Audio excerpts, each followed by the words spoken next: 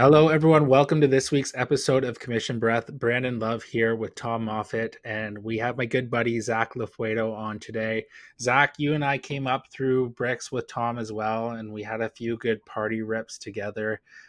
We've now all gone kind of our separate directions, but you've been doing something really cool with cash damming and kind of making it understandable and relatable to people where a lot of people are confused by this topic. So we wanted to have you come on and chat about that. And then you've done something to diversify your mortgage business that we just learned about in kind of our pre-talk. So thanks for coming on today. I'm really excited to dive into this. Yeah, man. Thanks for having me. So let's kind of lead this off with right now in the mortgage industry, I believe brokers need to sort of dive into different strategies and really stand out from just pitching the same old, here's a mortgage, away you go. Because banks are being aggressive. I think it might be super aggressive for a short period of time right now, but I do believe like in the future, if you want to last in this industry, then I think you need to niche down and to provide more strategy and more tools in your tool belt. And that's what we wanted you to come on here to chat about, because I know you're part of Strategy Hub. You have the elite membership. So you guys are diving deep on cash damming, RSP versus rental, maybe reverse mortgages. Why don't you just kind of speak a little bit about some of the strategies you're implementing in your business, and we can kind of go from there. Yeah, man. So 100% agree with you. If you're not like coming with some additional value here and you're just still competing on rate or competing even just on service, like, oh, I'll be there for you, your whole mortgage, like that's great. I think everybody Yeah. kind of knows that. Even the banks maybe are kind of getting a little bit better at that as well, right? Like they are being a little bit more aggressive with reaching out or following up or opportunities, whatever that may be. So the advanced strategies is where you're going to blow people out of the water. So you mentioned a couple. Rental cash damming is my 100% main focus. I mean, I've been part of Strategy Hub for about a year and a half, but the last like 6 months, I really decided like every piece of content that goes out is going to tie back to some sort of advanced strategy, specifically most of the time rental cash damming. Every like piece of marketing that goes out, something is tying back to cash damming. Every time I pick up the phone and I talk to a referral partner, it's going to lead back. I'm doing a webinar on this. Here's a link I'm going to send you. Send some people my way for cash damming. Like I just decided to go like every time I speak, it's going to be about rental cash damming was pretty much it, which led to at the start, less clients because you're saying no to more clients. Like I want to niche down even more. And that, leads to less business at the start. And now it's like exponential to the amount of better quality clients that I have and the clients that I want to work with and that are specific to the kind of rental cash damming niche as well. Nice. And stickier too. 100%. Yeah, yeah. For people listening who are like, I don't know what the fuck you guys are talking about with cash damming, can you give us just like the 30-second? Yeah, so super high level, just like how it is. It's basically making your non-tax deductible debt, like your primary residence mortgage, you cannot write off that mortgage payment, and turning it into tax deductible debt, like you could with your rental property and writing off the interest on that property, right? And it's basically done by taking your rental income from your rental property, and instead of paying the expenses, like everybody pretty much is taught out there, use your rental income, pay the rental expenses, whatever is left over is your little bit of cash flow. You're taking the rental income, prepaying down the mortgage on your primary residence, and then reborrowing the money from a home equity line of credit tied to that primary to pay the expenses on the rental property. That creates a tax deductible cash flow cycle where that all that interest now on the HELOC is used for investment purposes, which means you can write off that interest. Yeah, you're essentially just allocating the money in different locations. And I could always tell who's been doing this for a bit based off of how they explain it. I haven't been doing it, so I can't explain it very well, but you dumbed it down so well that, in my opinion, it's very clear as to how it works. And I think that is a huge proponent as to how well you do with these strategies, because some of them are pretty advanced. Like cash damming can get pretty advanced with some of the nuances with the mortgage and some of the stuff the client has to do in order for it to work properly. So I think that's key with your marketing and how you talk to clients, is really just simplifying everything. I've had to get good at that elevator pitch because that's what you're getting people interested to either go through your whole course. Like I've got a course set up, I've got a webinar. That 45 seconds I just explained is a 45-minute long course or webinar, right? Yeah. So it's like you got to get that hook in there to get people to show up, to then have a discovery call. Like this isn't sort of an easy go. And that's why I don't think a lot of mortgage brokers focus on, even there are other advanced strategies that work. Cash damming is, I think, a little bit more complicated for the client to wrap their head around, to get them to agree to kind of work with you on it moving forward. I'm also charging consulting fees for this, which we can get into as well. So then showing your value there when you do get them on the discovery and start running their numbers and do everything to be able to justify charging a consulting fee on top of that, right? Yeah, you definitely have to get good at those hooks or that marketing side of thing. Like everything in this business, it's still just sales. Like, how are you getting the client to work with you? So you got to make things as easy, as simplistic as possible at the start. Yeah, and it's that educational sales, which is great because it constantly creates content for you. It constantly creates conversations. It's drawing them back in because it's complicated and there's questions people have, and they always have to come back to you as the source of that knowledge. So, very sticky again that way, which a lot of brokers and agents are losing deals because someone says, "Oh, I got 4.64 at the bank versus your 4.66." It's like, no, this is the strategy. And then that consultant fee you touched on, is that a layer to sort of protect, like a hedge against someone taking the strategy and going to RBC or something like that? It's just more a justification of how much time and effort goes into these clients that I'm working with, right? Because honestly, this takes 3-4 times as long with a client, if not maybe even longer, than it does to do a mortgage. Like a mortgage is actually an easy transaction when you've done a bunch of them, right? Like it's just, okay, I've got this. This is my system, especially if you have like underwriting and fulfillment where I'm having 1.5 hour call with the client, and then that's pretty much, okay, we're getting it approved. I'm just checking a couple boxes. Like that's kind of it. But then when it comes to cash damming, like I just said, it's like I got to get them on a hook with the marketing. Then I either have to get them on a webinar or the course to get them into a discovery call that's not just your standard discovery call. Maybe that's 15 minutes, half an hour plus longer than what a discovery call would be. Then I've also got to kind of follow up with them. If they're like, okay, I'm fully on board with this, there may not even be a mortgage transaction there. Maybe they have the structure already set up, but they're just not doing it. So then for me, I could teach them, do all this stuff, and then, okay, well, they could go walk off and do it by themselves. But leading to that, what you said about kind of stickiness is that part of my consulting and consulting fee would be that I'm going to connect with your accountant, with your financial advisor. I'm going to make sure that you're doing this correctly because there's no guarantee that you'll never get audited, right? But we want to make sure that we've got the right structure for you so that it'll mitigate the risk on that as well. So the bank account structure we're setting up, where my actual like process would be, if they agree, yes, I send out a contract as well. So I've got a whole contract agreement that's part of our Vine Wealth division. Again, we can kind of touch on that too, but contract agreement, which then states I'm going to do 1 monthly follow-up call for 4 months. So those can be anywhere 15, half an hour. Like there's way much more hands-on here. That is the reason that it needs to be a fee.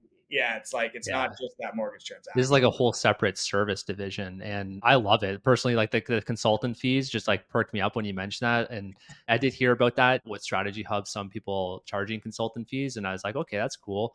But can you like shed some light as to like what some of those fees would look like for the different types of services that you offer? Sure. So yeah, so the basic cash damming, which would be someone that has one investment property and one primary residence, whether we're setting up a mortgage or not, too. This was my like hard stop. It used to be like, one, you can't do any sort of tied selling. So for in terms of like, oh, we'll waive your fee if you do the more, like that's also not allowed, right? So I've always set out that like this is a separate service. This is a cash flow consulting service where if you have one primary and one rental property, it's a $3,000 plus HST consulting fee that we're charging in order to set up that system. If we need or we identify any mortgage opportunities in there, we would like to be able to do those mortgages so that you have the correct structure.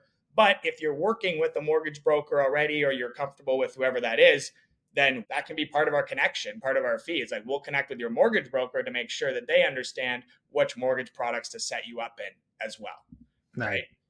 I like that. 3,000 is kind of, I went long story long. It is basically the kind of minimum cash damming consulting fee that we're charging or that I'm charging is around $3,000 per implementation. Is it a one-time fee that you're charging? So the contract, and we've actually had a lot of discussions on this and part of the kind of Vine Wealth division that we've set up is that how are we going to do the ongoing support? Right now, it's like I have a 1-year contract that is that consulting fee. Now, what I'm saying with the client is, hey, I'm not kind of going anywhere. That doesn't mean after a year, I'm just like, forget it. I'm never talking to you again. Like we want to work with them to do their mortgages as well. Ideally, this is creating that stickiness that we're going to be doing the mortgages, connecting with whoever, like identifying more opportunities for them in the future. So what we've kind of figured out that it may be something along the lines of a 1-year contract, just because we don't want to have an infinite contract out there anywhere, right? Like, you don't want to, they have me forever for the rest of my life. I can't get out of this contract of cash damming. But then potentially, like, if there's any fundamental large changes, like they're selling a property or they need to port a mortgage over, something like that, that's going to really disrupt the structure that we have set up, it could be like an hourly fee or something Right. after that. And then that's kind of across that bridge. Like I said, I've only been doing it for 6 months really actively, and I've got a ton of clients on the go, but we haven't even kind of got to how I'm going to structure that once we kind of get there. Yeah, it's kind of like setting up a retainer with a lawyer. You give that initial hub, and then once you blow through your spend there, you can do hourly consultations, but you're still a client of theirs.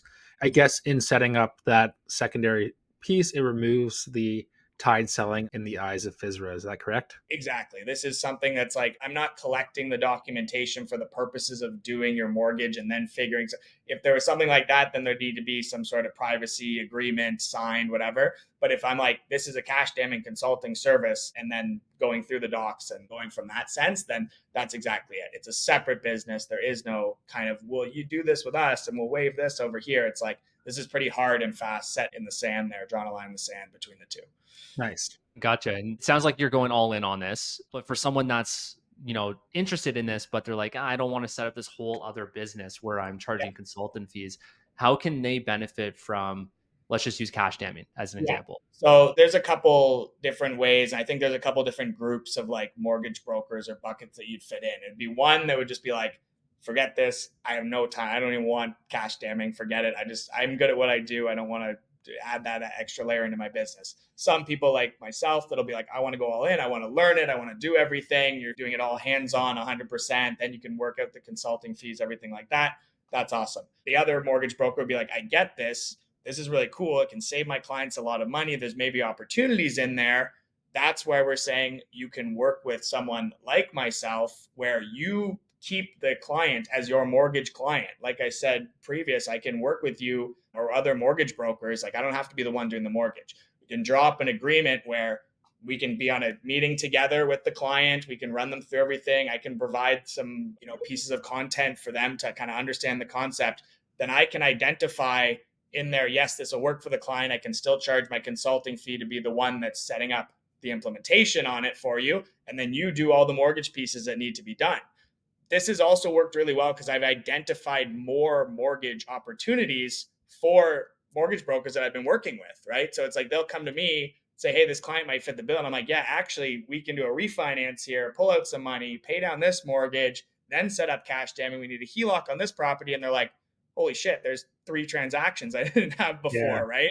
I'm like, yeah, that's yours. I'll charge my consulting fee to kind of set everything Yeah. up and make sure that you're doing everything in the right way. It's not costing the mortgage broker anything. In fact, it's making him or her money. Yeah. I love that. So you have the three camps. You have one that's like, I'll hand it off. You have one that's to the extreme, like yourself, or you have the hybrid model that you just explained there. So that's pretty cool. I'd probably fall into camp A. Just like, here you go, man. Like, I don't have time to learn this like advanced strategy, but I feel like if I was building up my book a certain way, I would definitely be going all in on it and doing the consultancy. The opportunity also lies is to go back through your book and be like, okay, I have all of Yeah. these clients that have investment properties that may be worth, sending to Zach for an analysis, because then I'm pulling out more mortgage opportunities for you in that sense as well, right? And then sending them back, and we have an agreement with those clients set up, or a contract, however you want to, set that up. Just like database mining for anything else, you can database mine back for who's got an investment property. Can we save the money? You're still the hero that introduced them to the strategy, even though I'm the one that's implementing or could be implementing the strategy for them, right? Yeah, that's awesome. So you and I and Tom, we came up through the school of realtor referrals, and I know you were really active and always dialing and really working the phone and getting those leads in. Has this pivoted in your business where you're using realtors as a vehicle to get these clients in, or how has the makeup of your book changed? Yeah, that's definitely still my kind of main focus. Now, I've been doing a lot more social media lead gen through this strategy because it's such a good hook. Like, use the CRA's money to pay down your mortgage, Yeah, pay your 10 years fat, like all those things. People are like, yeah, screw the Doesn't CRA. get any better than that. Exactly. So, like, I've been having a lot of lead gen with that, which is great. But yeah, I built all those realtor referral partners already. So I've gone back to them, and this is just adding more ammunition that they can use. It's like, hey, go back to all your clients that have rental property. Same thing with how the mortgage brokers could utilize it by utilizing myself and my team. It's like, you introduce them to the strategy, yet we're doing the strategy. Yes, we're charging a consulting fee, but you just introduce them to the thing that's going to save them $400,000. So now you're creating another sticky relationship between me, yourself, the client, the accountant, whatever. Like, we're building those fences between them. And then all of those realtor partners through Strategy Hub, through things that I've built as well. It's like I'm just dumping resources on them. I'm like, you literally would have to be so stupid to not be able to get leads with all the content, all the information we're sending. Just click send on an email to people. You will get conversations started, which will lead to more business, right? So Yeah. that's what's been like great. And then it's also a foot in the door with new realtors, new real estate offices. Like, anyone that you call, even if it's a seasoned veteran realtor that's been doing it for 25 years, you're like, hey, have you heard of cash damming? Most of them are like, I have no idea what that is. I'm like, Yeah. let me do my little quick pitch. How would you like me to come and do a presentation for your office on this and provide you all these resources? They're like, amazing. Yes, let's do it. So it's a foot in the door for new realtors. And then even I've found like those real estate offices or realtors I'm connecting with on that side, even if they're like, this is great, but I don't really have clients, whatever, they're just sending me leads now because I just led to them with this cool thing that they've never heard of. So like, well, you must be good at just mortgages. And I'm like, yeah, send me Yeah. those too. Right. So it's a good little foot in the door for that. For sure. I think it's huge validation when they're like, I don't know what this is. I have no idea how you're doing it. Obviously, you can do my AAA client who's buying their first property. Like, clearly, you can do that as well. So you're going to get that business in addition, which is great. Can you speak a bit about your own personal book of business and how it's improved and increased since like you started going all in on these strategies? Because you touched on it with myself, and I was like, man, that's absolutely nuts. You tripled your business, sound like. Yeah, pretty much in the last few months. Like, I made the distinction that I was no good at managing people. So doing my own, like having a fulfillment person and like trying to hire an underwriter that would work for me and then getting rid of a fulfillment, getting a new one. And I'm like, I am just stink at this. And it's like, I need to find kind of a brokerage that can handle that because I want to go all in, or a brokerage with a hub or something where they can do it, which is where I kind of led myself to Vine. Then allowed me to then go all in on everything, around the start of the year. It's only been a few months I've been over at Vine, but once I've kind of got rid of underwriting and fulfillment was completely off my plate, then focusing on social media, tripling down on the realtors, being able to do all that. I was going from, a few deals a month, up to like I've got 14 closings in August right now. So it's like Unreal. really gone from 3 to 5 to 10 in July and then 4 to like it's just been me allowing to find the clients that I want that are generally multiple transactions as well. Like when I am finding these cash damming clients, that also helps that it's not just one Yeah. transaction. It's like I've got 2 rentals, here's a renewal coming up, I need to refi and I want to buy another one, right? That's also helpful. But just the fact that I've been focusing solely on advanced strategy, people are coming to me just for that. And then I'm finding all these other opportunities and then not having to do any underwriting, fulfillment, anything like that on the back end either. Yeah, not to mention the fees that you're charging as well. Like you're combating the short-term fixed commissions that we're getting right now, Yeah. and then some. So I love that aspect to it as well. So speaking of social though, let's touch a bit on that because you've always been pretty heavy on social. I see you there all the time and you've always done a really good job with it. So when it comes to cash damming, obviously you have easier hooks, easier as in like more enticing. Mhm. Instead of like just talking about mortgage features, you can talk about how they can actually make their mortgage tax deductible and defeat the whole doom and gloom news that everyone else is doing. Can you talk a bit about your strategy? Do you DM? Do you just post content? Like, how does that work for you? Yeah, so 2 different camps here. So for Instagram, it's sort of like your social business card now, right? That you're putting out to the world. Most of the time, realtors are seeing that, maybe some financial advisors, some other mortgage brokers. That's where everybody lives on Instagram. I don't get a ton of clients from Instagram at all. I never really have. Maybe a few people will reach out that know me already, kind of. But that's where I'm using the same content, the Instagram to TikTok. And I'm going to talk about TikTok in a second, but Instagram is just more so relate things to realtors. I'll pitch more things on my stories here. I've got a realtor webinar for cash damming coming up. This is specific for financial advice, whatever that may be. It's more tuned like I'm talking, even if I'm talking to the clients and the sort of content I'm putting out, it's more my goal is that I'm focused to get more realtor partners. And in that, I'm sending a lot of messages out in the DMs as well through that. So I'm like constantly kind of sending out messages, following up with people in that sense, talking back and forth, commenting on people's stuff, whatever. I'm not spending a ton of time on that now because I've just got a lot of the business coming in, but it's always something that's I'm constantly kind of peppering into the business. Go back on Instagram, send some messages, do it that way. With TikTok, it's generally really good for lead gen. So that's where I'm really talking to the client facing. At the end of the piece of content, I'm directing them back to a rental cash damming course. I'm directing them to a webinar, link in bio, go click that, and I'm going to follow up from there. That's specifically where like a ton of lead gen is coming in through TikTok. And then on both platforms, I think you guys know very well in this, but you have to just do the boring thing and beat people over the head with the same information over and over and over again. So I'm really not reinventing the wheel with my content. I'm talking about cash damming. I'm rephrasing how cash damming works. I'm using calculators and everything that I have set up, just plugging in different numbers. Pretty much anytime I get a new cash damming client, take their numbers because there's no like confidentiality, there's no name on top of it, whatever. It's just hypothetical numbers of a mortgage situation or a cash damming situation. And I'm taking those, making them into a piece of content, posting that just over and over and over again. Like that's pretty much it. And like TikTok is the best for that because pretty much like most of my videos reach 100% of non-followers. When I have like a big video that goes like a last one I just did got 30,000 views or whatever it's at, almost 100% of those people watching were non-followers. And then I got a ton of signups to my webinar, a ton of book calls in my calendar right away, right? Like that's what I'm focused on those two different platforms in different ways. Yeah, that's awesome. I love that because you're just 100% lead gen.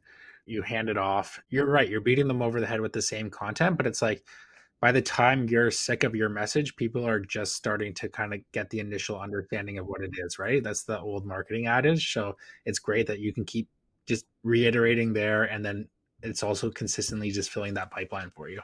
TikTok, you're posting this video. It's still reaching, like you said, almost 100% non-followers, which to me, I don't understand the point of following someone on TikTok if it's you're not even going to see their content anymore. Yeah. But that's cool. So you're reaching a newer audience. You're converting them through. You have a link in your bio to a webinar, which is your conversion. Is that where you do, or is it a sales call? Either or. So I'm trying out a bunch of different stuff right now. I'm even just diving into the world of running some ads on the webinar and stuff too, because I just want to just hyper drive traffic to these things. And I'm dealing with some AI and stuff like that. Maybe if you want to get into that little world, we can talk about that too. But I was running just the Strategy Hub rental cash damming course that's already been set up. And I was just driving them to just that lead magnet. They'd fill out their info. I'd follow up with them. That was working really well, but I just found people, they were just signing up for it and they were only watching a bit of it. So then when I get on a call with them, they'd be like, so how does this work? And I'm like, Right. oh, fuck, yeah, this is going to be half an hour for me. And then plus I need their, I'm like, I'm missing a piece there. So then I have both available, right? So in my link now, it's like the rental cash damming course is down there, but the main kind of header, if someone clicks on it, is like rental cash damming webinar, which I'm running once a month. And some people that I'll find are just more eager to learn about it. So they'll do that or they'll scroll down, they'll book a call with me on my calendar. Like it's not detrimental that if they're like, hey, I saw your content, I can't understand it. Can you explain a little bit more? I'm really interested. That's still an exciting call for me because clearly they've wanted to get in contact with me as soon as possible to kind of run their numbers. So I'll run the numbers and kind of backtrack it from there, right? I'll say, okay, give me your info. Then we'll set up a Zoom call or Teams call. I'll show you what I could save you, and then we'll go from there. I'll send you the link in the meantime, which it takes me 2 seconds to put the calculator together, to be honest. But so I'll be like, let me get your numbers. I'll put these together. I'll follow up in a couple of days once I have something for you. In the meantime, here's the link to the course. And then when we reconnect here on this Teams call, you've got more info and I've got your numbers concrete, ready to go. Nice. Yeah, and at the end of the day, you've got that book call. Like that's all that matters. And you can fine tune that along the way and really filter those people out. Like even using your Calendly, you can have a required question or for them to answer, hey, did you watch the course before booking this call? If not, highly recommend checking it out or have a link there for them to check it out. Like you could tweak it along the way. My process is not fine tuned. Let me tell you, it's working well, but it's like there's always ways, we can optimize in general in every part of our business. So I'm just like having really good success with this and the snowball's going here in terms of cash damming clients. So now it's like I'm going to start to over the next 6 months from now I've got the kind of ball rolling with that. How do we optimize it and get it even better? Right? Yeah. I think your first 6 months, you found your niche, you've confirmed it's worked, like the market's validating your idea now and you're getting the results there. And now you can pour time into fine tuning the systems, tweaking everything, and creating those filters so that, people who get on your call are only really qualified clients for this, and the other ones get filtered to XYZ. Yeah, exactly. So that's amazing for like all the advanced stuff. Are you doing anything different going back to the basics when it comes to things like renewals, for example? Yeah, 100%. So I just find there's so much opportunity with taking a look at someone's entire picture, their total financial picture when it comes to renewal. So we're not, again, fighting on rates. Like banks are going to be aggressive on the renewal strategy. I'm basically trying to get any client that has the ability to get a HELOC at the time of renewal for whatever max amount they can qualify for, so that we can put in place a bunch of other potential strategies down the line as interest rates drop. Like one of my main strategies that I think we're going to touch upon this a little bit more in Strategy Hub. I think there's going to be some stuff that comes out about this. And I've put out some social content as well. It's not like I'm giving anything away. Go find me on Instagram and see this anyway. But it's essentially the strategy of getting a home equity line of credit for the client at the time of renewal.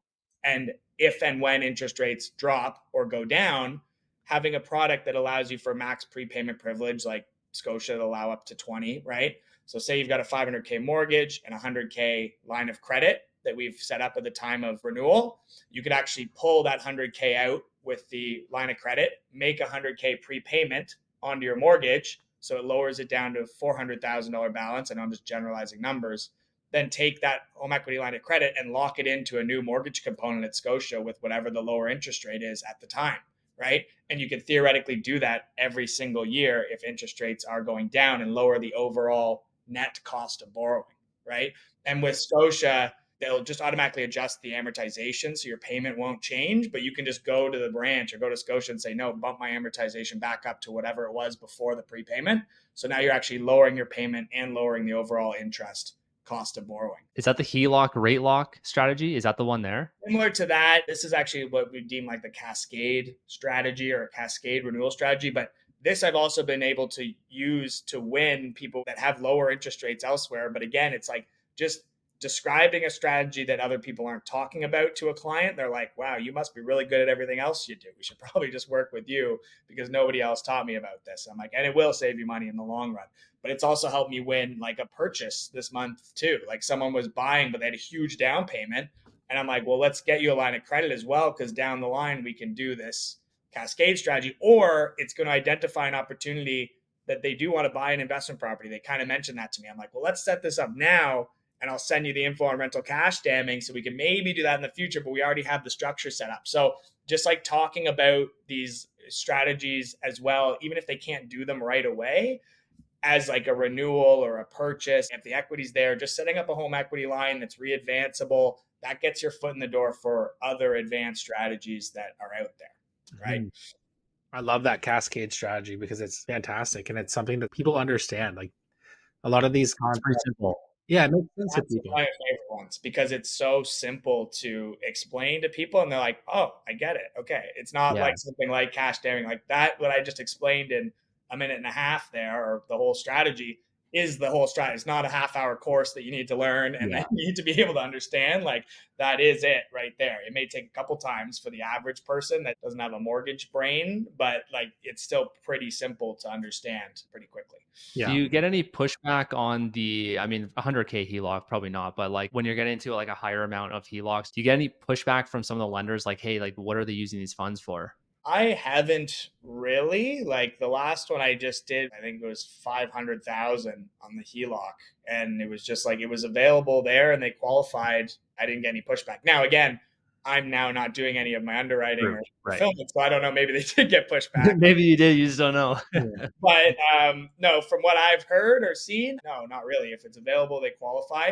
And then if I did get any pushback, I think my argument would be advanced mortgage strategies. Like, Yeah. I don't think Yeah. like You're that's not what doing anything my wrong. argument would be is, hey, eventually we want to do this. Maybe we want to pull and pay it down. And I think that explanation would warrant the qualification. Yeah. No, I love that. I have a deal in my head right now that's just kind of been sitting there and like they haven't jumped at anything. And I'm thinking now like that cascade strategy is going to be one I I, like the name. yeah, I like the name too. It's sexy. Yeah. I know I need a sexier name for cash damming. I think I need to rebrand. 100% it needs to text your name. Like, I don't know, damning sounds like Yeah. You got to have something to do with taxes in there, like tax deductible, something along those lines that people will be like, Like the oh, CRA's money. It's something along those lines. yeah, ERA strategy. Yeah, something along those lines. So, Zach, let's say I have a client and I'm like, you know what? I think these guys would be a good fit for cash damming. And I don't want to do a strategy, but I want to make sure maybe I capitalize on getting their mortgage. Can I send them your way by simply just teeing up like an email intro? Like, how would that process work for a broker? 100%. That's what I'm looking to make connections with more brokers that understand the strategy actively like that. We could set up, it doesn't have to just be all of a sudden you're sending me an email and hopefully this works out. Like we can have a chat before. I can show you the structure. If you want to drop some sort of like contract around that as well, happy to kind of do that too, just for security reasons, Yeah. privacy information. We'll probably sign consent forms with the clients themselves in between that, like make sure that everything is 100% on that side. But that would be simply it. And then if you wanted to be part of the conversation, right, like it would be the same way that I do with any client. Get the kind of discovery call that's a little bit more in depth, get all their information, plug it into my system, into my calculator, see if it does even work for them. And then at that point, I set up a Teams call or Zoom chat or something like that where you could be a part of it if you wanted to be. Or you could be like, Zach, just let me know how it goes and send them back my way if there's mortgage opportunities, or just fill me in. Way works perfectly fine for myself. As simple as that. Love it. Beautiful. You heard the man. If you need him, reach out to him. We have all the links to the show notes there. And also send us a DM if you want a discount, not you, Zach, but listeners, if you want a month free on Strategy Hub too. If you want to dive in deep on strategies, we can hook you up there. Yeah, Zach, thanks so much for jumping on today. I think like you gave me one idea that I'm going to immediately implement today. Awesome, man. But I think it's great too to see things like Strategy Hub and different ways that brokers can diversify by doing things like consultancy fees. I think a lot of people get worried that that is tide selling, but you showed a structure today that is outside of the box. So I think it's really great to see creative brokers like yourself coming up with some of these strategies and bringing a different outlook and a different approach to the market. And it's great to see it's working for you. And it's awesome to see your success. Awesome, man. Appreciate it. Thanks for having me, guys. Thanks, Zach.